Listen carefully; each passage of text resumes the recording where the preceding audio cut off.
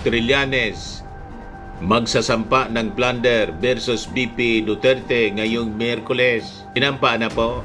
Yan o. Sabi dito sa report ng Billionaire News, former Senator Antonio Trillanes and members of the civil society group, the Silent Majority, file plunder and graft complaints against Vice President Sara Duterte upang mag-file ng kasong plunder, graft at malversation laban kay Vice President Sara Duterte. At ang magpapaliwanag nito ay ang Presidente at founder ng PSM na si Ms. Dozy.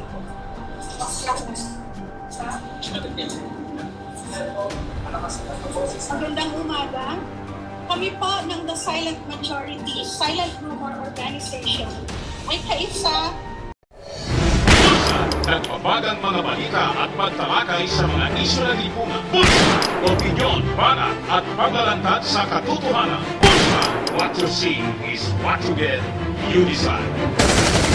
Hello po mga kababayan, si Dante Maravillas. Sinampa na po ng plunder case ni Trillanes, si Chucky. Trillanes magsasampa ng plunder versus BP Duterte ngayong Miyerkules. Sinampa na po. Yan o. Sabi dito sa report ng Billionaire News, former Senator Antonio Trillanes and members of the civil society group, the Silent Majority, file plunder and graft complaints against Vice President Sara Duterte at the Office of the Ombudsman. Today, the complaint is linked to the alleged anomalies during the Duterte's tenure as DepEd Secretary and as Davao City Mayor, including the alleged misuse of confidential funds and overpriced laptops. Rimati na mga kababayan, tambak yung mga dokumento sa kabagan niya, Mr. Maravillas. Patong-patong pong kaso, next month mga kababayan, siguradong i-refile yung impeachment impeachment case laban sa kanya. Ayan na, breaking news ngayon po. Pakinggan po natin yung interview kay Trillanes ng mainstream media saka dito sa civil society group na nag-file ng plunder case laban kay Sara. Magandang umaga sa inyo lahat. Dito po kami ngayon. Kasama ko ang The Silent Majority upang mag-file ng kasong plunder, graft at malversation laban kay Vice President Sara Duterte. At ang magpapaliwanag nito ay ang Presidente at founder ng PSM na si Ms. Dozy.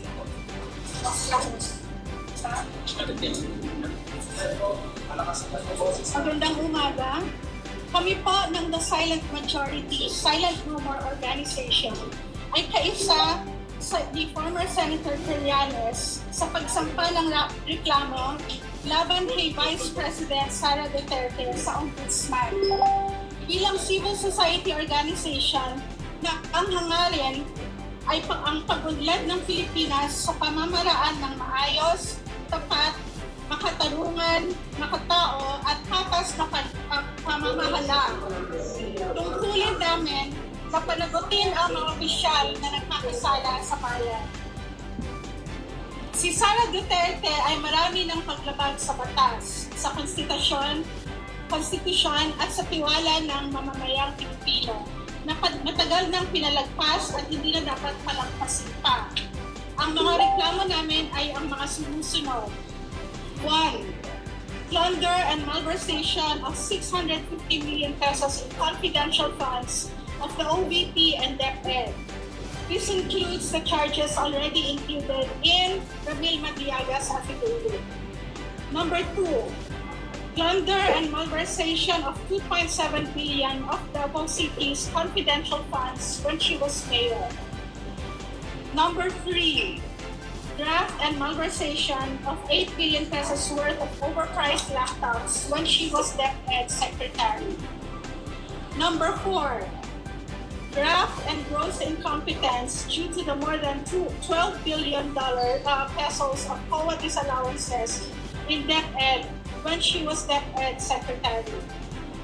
Number 5, graft due to the 7 billion unliquidated cash advances when she was DepEd Secretary. Number 6, Graph and gross incompetence because only 92 classrooms were constructed out of a supposed target of more than 6,000 classrooms. Number 7, Dami. ill-gotten wealth and non-declaration in her salad of more than 2 billion pesos of deposits and other assets. Number 8, bribery and corruption because she received money from a drug lord several times while she was mayor of Davao City. Number 9, unfit to hold public office and betrayal of public trust due to the 2 incidents of public meltdowns while threatening to kill President Marcos. Ang kadalasang depensa ng mga taga-suporta ni VP Supports Duterte ay na yung 650 million confidential funds na kini-question sa kanya ay barya lang kumpara sa mga nakuha sa mga maaanyang flood control projects. Pinapakita ng complaint na ito na una, ang kabuuang halaga ng mga nilimas o niwaldas ni Sara Duterte ay mahihahanay sa mga pinakamalaking flood control scandal. Kaya karapat-dapat na bigyan ito ng parehong pagsusuri. Pangalawa, na ang paglustay ni Inday ay pattern of behavior mula pa nung Vice Mayor siya ng Davao City na nadala niya sa pagiging presidente. Pag-uugali na nakakabahala sa pagpapatuloy niya sa kanyang posisyon bilang pangalawang pinakamataas na opisyal ng bansa. Maraming salamat po. Or doon po sa plunder complaint, ano po yung marami tayong confident na sa kasi mataas po yung test po ng plunder. Eh, di ba kaya? Ano po yung mga gano'n tayo confident and what evidence do we have against the vice? We are very confident na masasakop ito ng plunder, ng elements ng plunder charge. Ito ay supplemental lang. Pandarambong po. 650 million pesos confidential funds. Supplemental doon sa na-file na ng mga civil society organizations noong December. Ang kaibahan lang nito ay nadagdagan noong mga aligasyon ni Mr. Ramil Agriaga. So, lahat ng mga dokumentong na-attach doon sa unang na-file plus yung idinagdag namin ngayon, ito ay magbibigay ng very solid case against Sara Duterte. At lahat ito ay mga certified true copies ng mga official documents. Kaya confident tayo na makukuha ito. At bukod pa riyan, marami pang iba pang mga charges ng draft na napakaliwanag na violation ni Sara Duterte. Certain allegations from that what we want is busted. So dito nga natin makikita kasi ito nung lumabas ng Quadcom hearings, hindi nabigyan ng emphasis. Sa sobrang dami ng mga anomalya, hindi nabigyan ng emphasis. Pero ngayon, dahil dito sa complaint na na-file ngayon namin, kasama ang silent majority, ay pinapakita natin, hinihimay natin isa-isa ng mga nakaligtaan ng publiko at ng publiko. Sir, the Vice President remains very popular as shown by recent surveys. Way more popular than the President. Despite this complaints of underground opposition, ano yung dahilan? Bakit popular pa rin si Vice President? Even these very serious allegations, ano ba yung dapat intindihan ka ng tao o yung dapat maunawaan nila? Ang primary reason kung bakit popular pa rin siya ay dahil hindi kilalang lubusan ng mga Pilipino yung tunay na pagkatao ni Sara Duterte. Dahil talagang binabaha nila ng fake news at mga trolls nila yung na naging pangunahing source ng informasyon ng mga kababayan natin. At ito nga, isang paraan ito na parang ma-expose yung iba't ibang insidente ng pangunguraho at iba pang anomalya na ginawa ni Sara. At hopefully, mamulat sila. At dagdag ko lang na kahit relatively more popular siya, but compared noong unang walang mga ganitong lumabas na anomalya, ay di hamak na bumaba na rin ang kanyang mga numero. Ibig sabihin nun, talagang maraming namumulat. At papatuloy namin yung pagmumulat sa mga kababayan natin. Hindi ito biro na aligasyon lang. Pag nag-file ka ng complaint, ibig sabihin nun, solid yung mga ebidensya na binibigay mo. Hindi lang itong gagawa ka ng isang meme sa social media, mag-aakusa, kagaya nung ginagawa nila sa amin. Ito, kaso talaga. At sana, yun na nga, marami nang mamulat ko. The impeachment.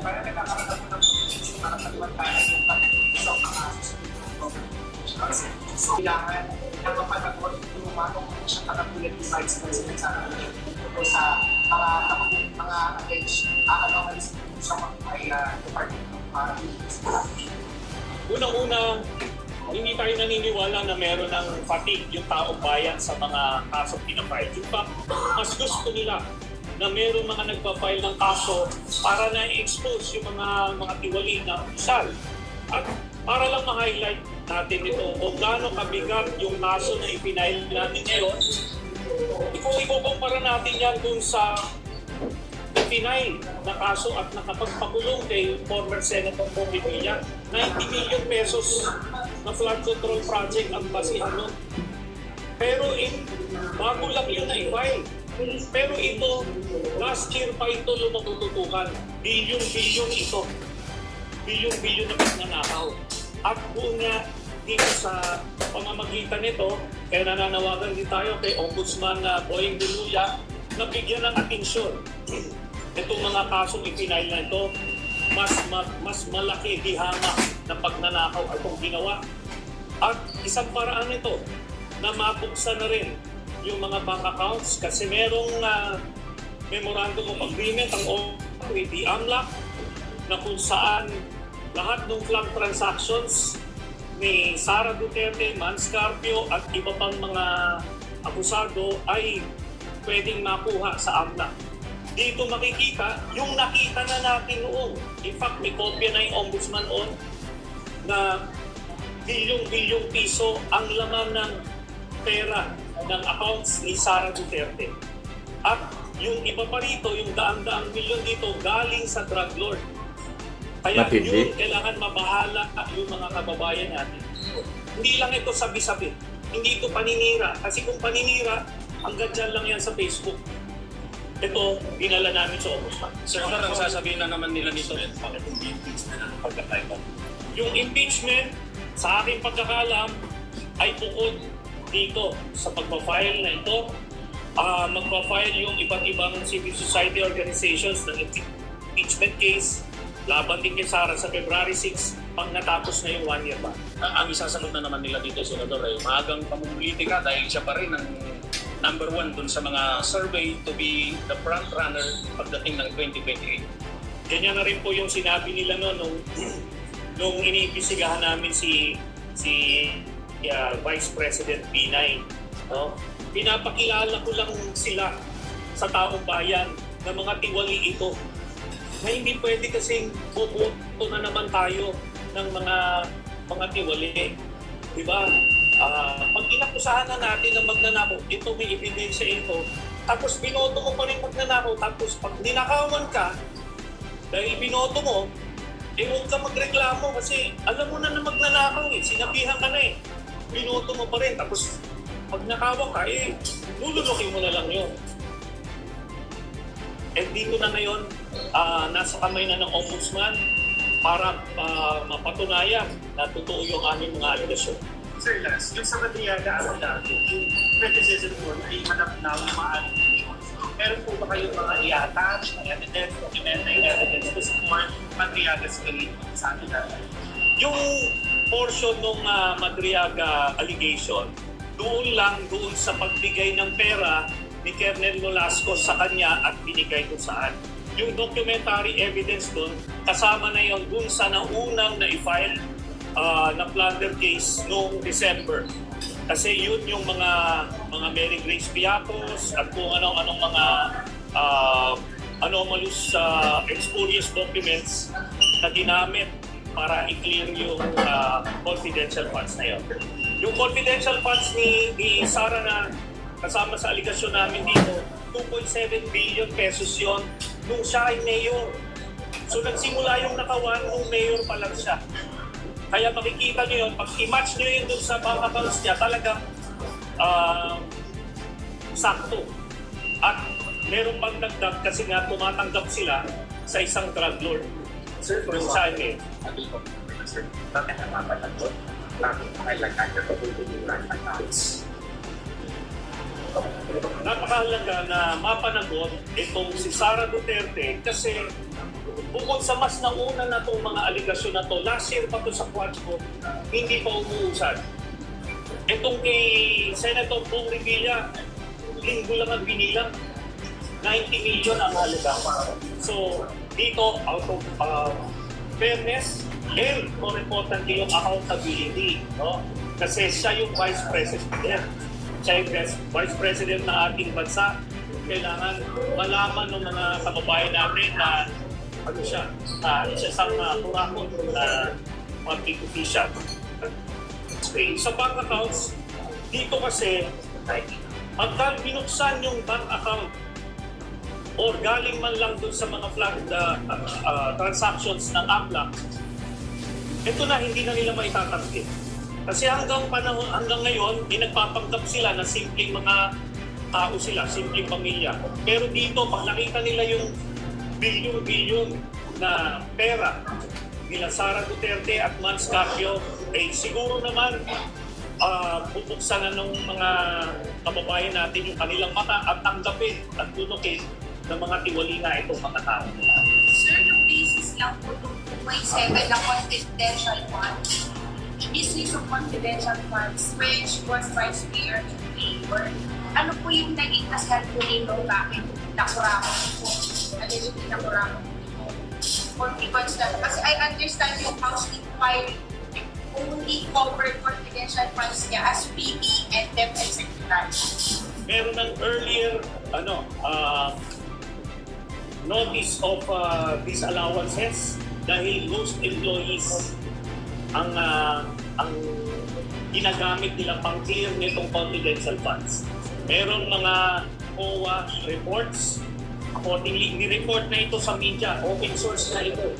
Tapos meron ding mga statements si Edgar Matubato at meron pa siyang payslip na isa sa mga ghost employee ng Davao City.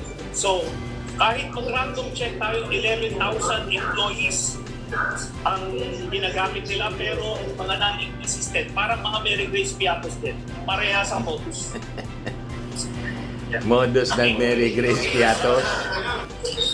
Ayan po yung interview ng mainstream media. Published ngayon lang po ng Philippine Daily Inquirer ang pag-file ng plunder case laban kay Sara Duterte. So patong-patong po na kaso ang kinakarap ngayon ni Sara.